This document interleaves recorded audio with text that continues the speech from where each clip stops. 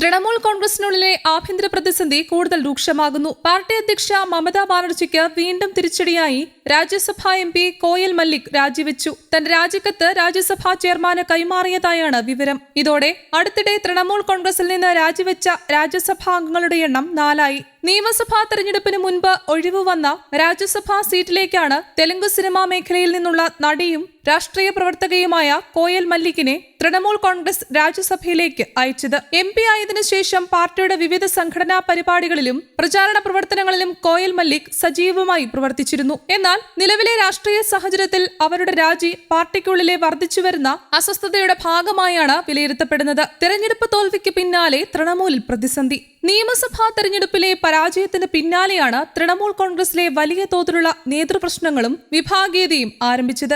ഒരു കാലത്ത് ശക്തമായ സംഘടനാ സംവിധാനമുള്ള പാർട്ടിയായി കണക്കാക്കപ്പെട്ടിരുന്ന തൃണമൂലിൽ ഇപ്പോൾ നേതൃത്വത്തിനെതിരെ തന്നെ ചോദ്യങ്ങൾ ഉയരുന്ന സാഹചര്യമാണ്. പാർട്ടിയിലെ 80 MLA-മാരിൽ ഭൂരിഭാഗം പേരും മമതാ ബാനർജിയുടെ നേതൃത്വത്തിൽ പുതിയൊരു വിഭാഗമായി മാറാൻ നീക്കം നടത്തിയിരുന്നു. ഇതിനു പുറമെ ലോക്സഭയിലെ ചില MP-മാരും പ്രത്യേക നിലപാട് സ്വീകരിച്ച് മറ്റൊരു രാഷ്ട്രീയ ചേരിക്ക് രൂപം നൽകാൻ ശ്രമിച്ചതോടെ തൃണമൂൽ കോൺഗ്രസിലെ അധികാര തർക്കം കൂടുതൽ ശക്തമായി. പാർട്ടിയിലെ വിവിധ വിഭാഗങ്ങൾ സ്വന്തം നിലപാടുകളുമായി മുന്നോട്ടു പോകുന്നതിനിടെ യഥാർത്ഥ തൃണമൂൽ കോൺഗ്രസ് ആരുടേതാണെന്ന ചർച്ചയും രാഷ്ട്രീയ രംഗത്ത് സജീവമായി. മമതാ ബാനർജിയുടെ നേതൃത്വത്തിലുള്ള ഔദ്യോഗിക വിഭാഗമാണോ അതോ വിമത നേതാക്കളുടെ പുതിയ കൂട്ടായ്മയാണോ പാർട്ടിയുടെ യഥാർത്ഥ പ്രതിനിധി എന്നതിനെ ചൊല്ലിയാണ് തർക്കം. വിമത MLA-മാർ മമതാ ബാനർജിയുടെ നേതൃത്വത്തെ പരസ്യമായി ചോദ്യം ചെയ്യുന്നുണ്ടെങ്കിലും അവരുടെ പ്രധാന എതിർപ്പ് മമതയുടെ അനന്തരവനും പാർട്ടിയിലെ നിർണായക നേതാവുമായ അഭിഷേക് ബാനർജിയുടെ പ്രവർത്തന രീതിയോടാണെന്നാണ് രാഷ്ട്രീയ നിരീക്ഷകർ പറയുന്നത്. പാർട്ടിയിലെ മുതിർന്ന നേതാക്കളിൽ ചിലർക്ക് അഭിഷേക് ബാനർജിയുടെ വർദ്ധിച്ചുവരുന്ന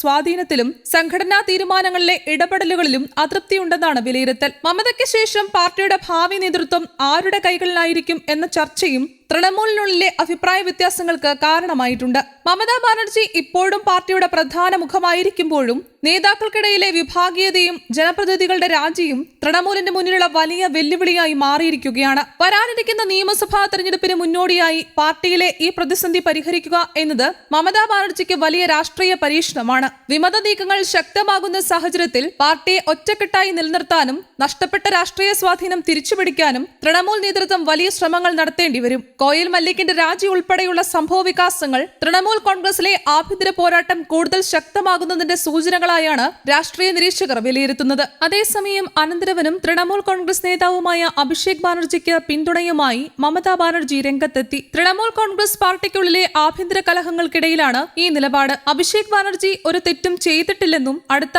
50 വർഷം കൂടി അദ്ദേഹം രാഷ്ട്രീയത്തിൽ തുടരുമെന്നും മമത പറഞ്ഞു. രാഷ്ട്രീയ എതിരാളികൾ കേന്ദ്ര ഏജൻസികളെ ഉപയോഗിച്ച് പാർട്ടിയെ തകർക്കാൻ ശ്രമിക്കുകയാണ്. വിമതർ പാർട്ടി വിട്ടുപോകുന്നത് സംഘടനയെ ദുർബലപ്പെടുത്തില്ല. കാരണം 0-ൽ നിന്ന് പോലും ഈ പ്രസ്ഥാനത്തെ വീണ്ടും പടുത്തുയർത്താൻ കഴിയും. വിമത നേതാക്കളുടെ ലക്ഷ്യം അഭിഷേകാണ്. എന്നാൽ അദ്ദേഹം രാഷ്ട്രീയത്തിൽ തുടരുക തന്നെ ചെയ്യും. അഭിഷേക് ഒഴിവുകഴിവുകൾ പറയുകയാണെന്ന് ഇപ്പോൾ അവകാശപ്പെടുന്നവർ അദ്ദേഹം അവർക്ക് നേരെ ഒരു കണ്ണാടി പിടിക്കുകയാണെന്ന് ഓർക്കണം. അഭിഷേക് ഒരു തെറ്റും ചെയ്തിട്ടില്ലെന്ന് അവർക്കറിയാം. അതുകൊണ്ടാണല്ലോ അടുത്ത 50 വർഷം അദ്ദേഹം രാഷ്ട്രീയത്തിൽ തുടരുമെന്ന് അവർ ഭയപ്പെടുന്നതെന്നും മമത പറഞ്ഞു. പാർട്ടിയിൽ ആഭ്യന്തര കലഹവും മുതിർന്ന നേതാക്കളുടെ കൊഴിഞ്ഞുപോക്കും അഭിഷേകിനെതിരെയുള്ള വിമർശനവും തുടരുന്ന സാഹചര്യത്തിലാണ് അനന്തരവന് പിന്തുണയുമായി മമത രംഗത്തു വന്നിരിക്കുന്നത്.